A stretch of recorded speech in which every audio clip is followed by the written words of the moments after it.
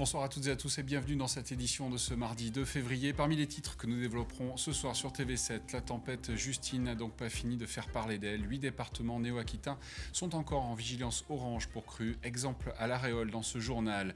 La souveraineté alimentaire, un sujet relancé depuis la crise du Covid. Exemple avec une coopérative locale maraîchère au marché d'intérêt national de Brienne. Et enfin, nous verrons comment le vignoble girondin se prépare et se protège contre les épisodes de grêle qui ont régulièrement anéanti certaines parcelles de vignes ces dernières années.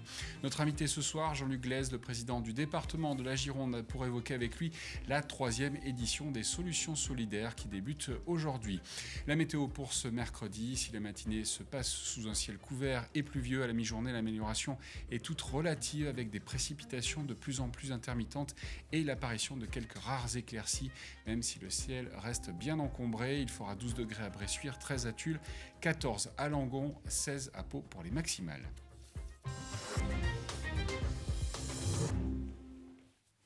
Et on débute cette édition avec ces 18 départements qui sont toujours en vigilance orange pour risque de crues et inondations en Nouvelle-Aquitaine, 3 jours après le passage de la tempête Justine. Une vigilance maintenue jusqu'à ce mercredi matin 6h. 8 sont en Nouvelle-Aquitaine, la Charente-Maritime, la Dordogne, la Gironde, les Landes, mais aussi le Lot-et-Garonne et les Pyrénées-Atlantiques et la Corrèze qui est brièvement passée cette nuit en vigilance rouge. Des crues et inondations encore visibles ce mardi matin, comme à l'Aréole en Gironde où le maire de la commune a fait le tour des quartiers inondés à la rame. Nous sommes passés vers 7 heures faire un tour des maisons et des immeubles qui étaient inondés. On a donc pu voir le nombre de personnes qui aujourd'hui étaient bloquées. Et donc on est allé faire les courses pour ces personnes, pour qu'ils puissent manger, en tout cas aujourd'hui. Et nous reviendrons demain en fait, et après-demain. Et j'espère que ça sera terminé pour qu'ils puissent se nourrir à leur faim. Et à l'Aréole, où les prévisions annoncent encore 1 mètre d'eau supplémentaire pour cette nuit. En Gironde, également, 22 routes restent toujours fermées à la circulation suite aux intempéries. Les informations à suivre, notamment sur le site de gironde.fr. Conséquence des dernières mesures de restriction pour lutter contre la Covid-19, notamment aux frontières. Au Pays Basque, à la frontière espagnole, l'équation n'est pas simple. Au Pays Basque, c'est la confusion depuis l'annonce de la fermeture des frontières par le Premier ministre vendredi soir. Il s'agit bien d'une interdiction d'entrer en France des ressortissants hors Union européenne. Mais cette mesure a des incidents sur la circulation et le passage de la frontière franco-espagnole.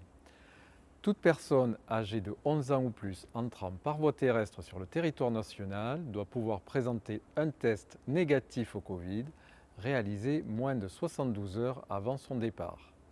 Cette règle ne s'applique pas aux habitants dans un rayon de 30 km de la frontière pour un déplacement de moins de 24 heures, ni aux travailleurs transfrontaliers et aux routiers.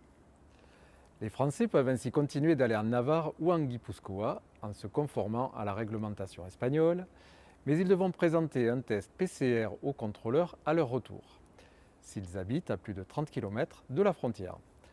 Les autres devront disposer d'un justificatif de domicile ou de motifs impérieux pour traverser la frontière en toute légalité. En revanche, impossible pour les entreprises espagnoles du bâtiment et travaux publics de venir travailler sur les chantiers du Pays Basque français. En cas d'infraction, c'est mise en quatorzaine obligatoire à domicile pour les contrevenants. On ne connaît pas encore la durée de ces restrictions, mais sachez que vous n'aurez pas besoin de franchir la frontière du 6 au 14 juillet prochain pour rejoindre Pampelune. Le gouvernement de Navarre vient d'annoncer ce début de semaine l'annulation des fêtes de la Saint-Fermin pour la 2e année consécutive. Et avec nous sur ce plateau, Olivier Plagnol, merci d'être avec nous ce soir. On va parler de la une du journal Sud-Ouest demain. Plusieurs sujets, on va éviter ceux concernant le Covid, mais on va parler... Pour une fois, oui, effectivement, je ne vais pas vous parler de Covid, même si on en parlera par ailleurs, mais je vais vous vendre d'autres sujets. Ah, ça change un petit peu, effectivement. Ce soir, on va parler dans ce journal, effectivement, de souveraineté alimentaire, un sujet qui s'en rapproche. Oui, en fait, c'est le lancement d'un nouveau logo qui s'appelle EcoScore. Et il a été lancé par un certain nombre d'associations. Pour le moment, ça ne concerne que quelques milliers de produits. Et donc, qui indique les impacts environnementaux des produits que nous consommons. donc l'eau, les rejets de CO2 et puis d'autres critères comme ça. Par contre, sa méthode est quand même aujourd'hui assez contestée. Donc on ne l'aura pas encore dans tous les rayons et pour tous les produits, mais en tout cas c'est un premier essai. À découvrir dans le journal de demain. Également, bon, un sujet consécutif d'actualité, oui. Là, vous aviez la Réole, c'est juste à côté. C'est le village de Barry, donc dans le Réolais, entre Castelsandort et la Réole, où on aura un gros reportage avec beaucoup de photos, beaucoup de témoignages, etc. Donc d'une zone qui est souvent inondée, hélas.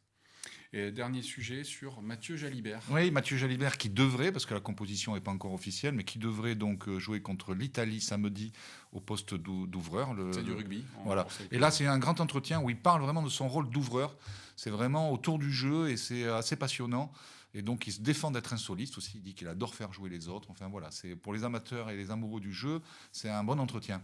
Avant le début donc, de ce tournoi de destination qui a été donc confirmé pour ce week-end. Oui. Merci beaucoup Olivier. Merci.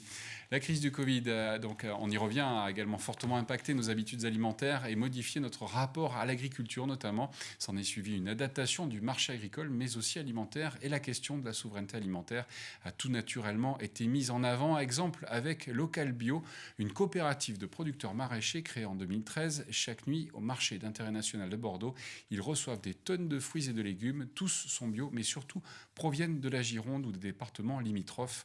Et malgré la crise sanitaire, cette structure maintient ses bons résultats. Julien Privat. Au beau milieu de la nuit, le marché d'intérêt national de Brienne est en éveil.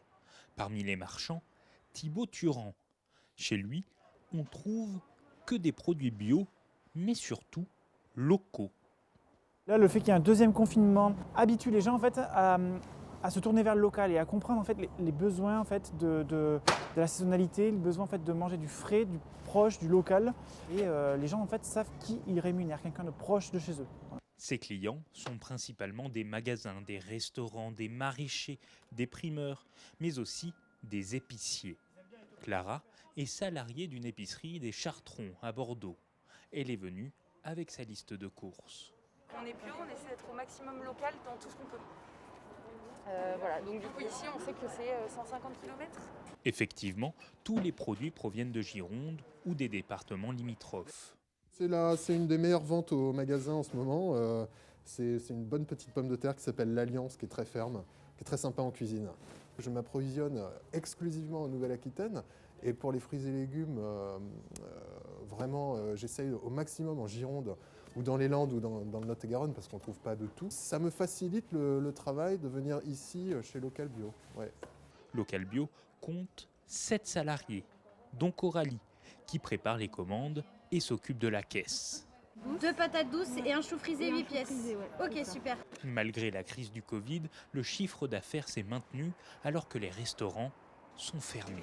Après, le fait que ce soit local, c'est pareil, on a certains clients qui, eux, prennent vraiment que parce que c'est local, en fait. Donc, si on leur propose des choses bio, mais qui ne sont pas locales, on a certains clients qui ne les prendront pas. Le coup de feu est passé, il est déjà l'heure de plier boutique. Mais c'est aussi à ce moment-là qu'une autre journée commence pour les commerciaux de Local Bio. Je mets en relation par moment donc les producteurs ainsi que les boutiques de manière à ce qu'ils puissent expliquer leur métier. Nous ne faisons que du bio et que du local. Et nous travaillons depuis une année sur de l'éco-responsable et du zéro déchet. Manger bio, mais surtout manger local, ça tente à se banaliser. Mieux, ça devient un réflexe pour certaines personnes, à tel point que le législateur, avec la loi Egalim, impose d'ici 2022 un minimum de 20% de produits bio en restauration collective. Une bonne nouvelle pour des structures comme Local Bio. Voilà la souveraineté alimentaire qui fera donc l'objet d'une conférence débat ce mercredi de 10h30 à 12h sous forme de visioconférence avec la région Nouvelle-Aquitaine, l'Agence de l'alimentation Nouvelle-Aquitaine, mais aussi la Chambre d'agriculture régionale sur la question suivante, la souveraineté alimentaire, utopie ou réalité, une conférence débat que nous retransmettrons sur les réseaux sociaux de Sud-Ouest et de TV7, donc ce mercredi, je vous le rappelle, de 10h30 à 12h. Les périodes de confinement vous ont aussi fait passer beaucoup plus de temps à la maison, de quoi vous pencher sur vos intérieurs, une tendance à la déco et à l'aménagement des appartements et maisons qui s'est fortement accrue ces derniers mois. Décoration, peinture, bricolage et ameublement, Avec la crise sanitaire, les Français n'ont jamais autant pris soin de leur intérieur. Effectivement, avec le temps passé à la maison, les petits travaux mis de côté, on les a finis. Ça traînait depuis déjà pas mal de temps, donc ça a été l'occasion de le faire. J'ai refait la cuisine, j'ai refait la salle de bain. Le secteur de l'habitat est en pleine santé. 13,7% de croissance en 2020. Près d'Agen, un jeune entrepreneur affiche une réussite presque insolente. Donc on est chez un de mes fournisseurs dans le 47, en Lot-et-Garonne. C'est un atelier de fabrication avec des machines d'impression numérique. Spécialisée dans les crédences et les papiers peints imprimés, cette start-up enregistre un pic d'activité depuis mars dernier. Les 15 premiers jours du confinement, j'ai douté, comme tous les Français je crois. Et finalement après il a fallu faire face à l'afflux constant de commandes. Et finalement on a clôturé l'année 2020 avec 40% de croissance. Ces produits, très tendance, sont exclusivement vendus sur Internet. Un atout sans doute, tant la Covid a bouleversé les habitudes. Le comportement des consommateurs a changé. Peut-être qu'on a rattrapé des clients qui n'allaient pas forcément sur le net. Des clients peut-être qu'on n'aurait jamais eu s'il n'y avait pas eu de confinement. Je pense que le fait d'être obligé de rester chez soi a donné encore plus envie aux gens de faire un cocon. On a vraiment surfé sur cette vague. Tout près de là, chez le leader européen des portes de placard, le directeur a constaté l'intérêt des consommateurs pour les solutions innovantes. Dont une des deux portes est chauffante, vous pouvez avoir aussi les deux portes chauffantes. Des produits plus coûteux, dans lesquels les Français semblent prêts à investir. Confinement, donc pas de voyage, pas de restaurant, pas d'hôtel, pas de cinéma, pas de théâtre. Donc sans doute beaucoup plus de budget à consacrer à l'amélioration de son chez-soi. Fin 2020, l'entreprise a même augmenté de 50% ses capacités de production. Un soulagement pour ses 180 salariés. Même si pendant le confinement, on est arrêté 2 mois de chômage partiel, mais on a tout rattrapé. Et en 2020, on a embauché. On a embauché 8 personnes en 2020. Aux portes du vignoble de Cognac en Charente, le président de cette PME se livre à un petit exercice de montage. Et voilà, en quelques secondes, j'ai monté mon tréteau. Ici, c'est le télétravail qui a dopé les ventes ces derniers mois, depuis qu'il faut pousser les murs pour créer de nouveaux espaces. Je pense qu'au départ, les gens se sont dit, bon, ça va durer quelques semaines, et puis on va rester sur la table de cuisine où on va aménager ce qu'on a déjà. Et en fait, cette tendance du télétravail, elle est probablement durable. Une aubaine, plus de 200 commandes sont expédiées chaque jour, en France principalement. Moi, je suis dans ce domaine depuis pas mal d'années. Je n'ai pas souvenir d'avoir vécu une telle activité. Si la crise sanitaire et économique épargne bien peu de secteurs, celui de l'habitat tire incontestablement son épingle du jeu. La grêle, l'ennemi des agriculteurs, un phénomène météorologique qui a frappé à de nombreuses reprises ces dernières années les viticulteurs girondins.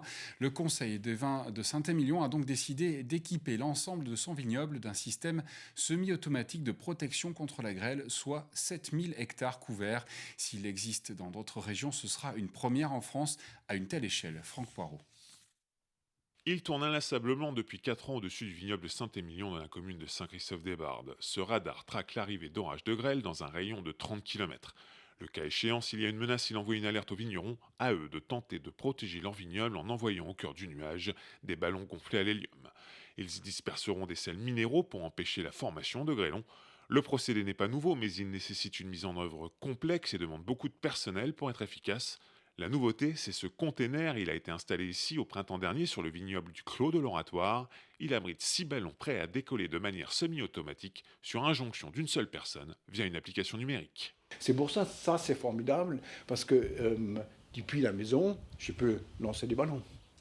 Ça a 2 fois servi déjà, depuis c'est installé, c'est-à-dire que je pense que ça a servi une fois en juillet et une fois en août. Pour le moment, quelques propriétés saint-émilionnaises sont équipées de ce dispositif. Le Conseil des vins de Saint-Émilion a décidé de le déployer sur l'ensemble de son vignoble et ceux de Lussac et Puisseguin, soit près de 7700 hectares de vignes. 31 containers ou postes de tir comme celui-ci vont être positionnés sur l'ensemble de ces appellations. Elles ont été touchées plusieurs fois ces dernières années par ce phénomène météorologique, notamment en 2013 et 2018. Le risque de grêle aurait été multiplié par 4 ces dernières années, selon Météo France.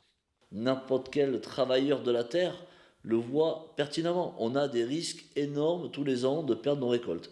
Et ça devient un vrai problème. On connaît les causes, il y a certainement peut-être le réchauffement climatique. L'idée est donc d'unifier cette lutte contre la grêle pour être efficace. Plus le territoire protégé est grand, plus le risque d'avoir des vignes grêlées diminue. Certains vignerons ont été sceptiques sur l'utilité et l'efficacité de ces postes de tir. Le Conseil des vins de Saint-Émilion a dû les convaincre. Il y a un peu de scepticisme sur le fonctionnement. Donc on n'aura jamais une protection à 100% quand vous avez des formations très hautes de grêle qui viennent de loin avec des boules de pétanque. Et bon, là, on ne pourra rien faire. Il existe déjà un système plus global pour lutter en amont contre les orages de grêle remontant du golfe de Gascogne. Il ne permet pas d'évacuer l'ensemble de la menace. Le système mis en place à l'échelle de Saint-Émilion devrait le compléter en agissant localement de manière chirurgicale. Son coût 1,5 million d'euros. L'ensemble des 31 postes de tir devrait être déployés d'ici le mois d'août. Allez, restez avec nous dans un instant. Notre invité, Jean-Luc Glaise, le président du département de la Gironde, alors que s'engage depuis aujourd'hui et jusqu'à demain la 3e édition des solutions solidaires, ou comment faire face aux urgences et aux mutations et donc inventer les solidarités nouvelles. Et puis tout de suite après, à partir de 19h, le 19h Sport avec Bastien Loquet qui reviendra avec Nicolas Le Gardien sur la Ligue 1 de football avec les Girondins de Bordeaux qui affrontent ce mercredi Lille, le leader de la Ligue 1 actuellement. Les Girondins qui ont été, je vous rappelle, défaits à Lyon ce vendredi. A tout de suite.